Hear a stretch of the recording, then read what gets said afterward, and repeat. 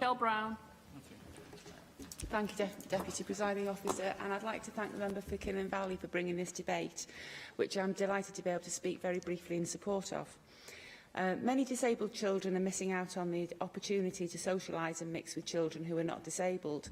Mumsnet, the UK's biggest website for parents, and the charity Scope are calling on local authorities to do more to make local children's provision, like leisure activities, groups and play centres, inclusive of disabled children and their families.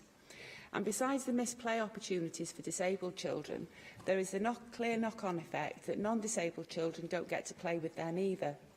Children are the most naturally inclusive citizens we have, yet we seem to be reasonably effective at taking that away from them as they grow, for instance by not providing inclusive play equipment.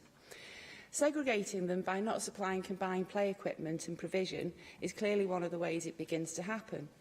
So giving children equality with their peers and encouraging inclusion will undoubtedly be a step in the right direction to nurturing them to become more inclusive adults.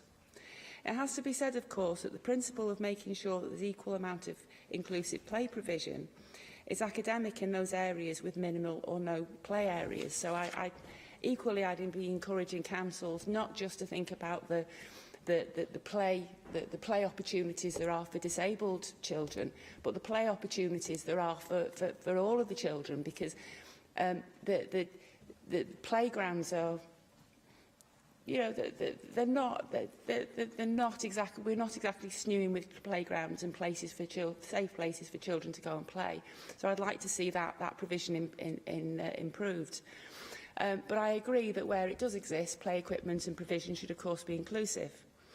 No child's more important than another, but actions speak louder than words. And if we don't redress this inequality, can we really complain and preach when negative attitudes towards disabled people continue?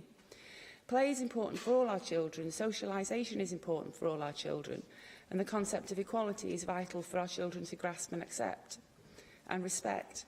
If this proposal is not resourced properly, it will do nothing, but with the right money behind it, it could achieve great things for all of our children.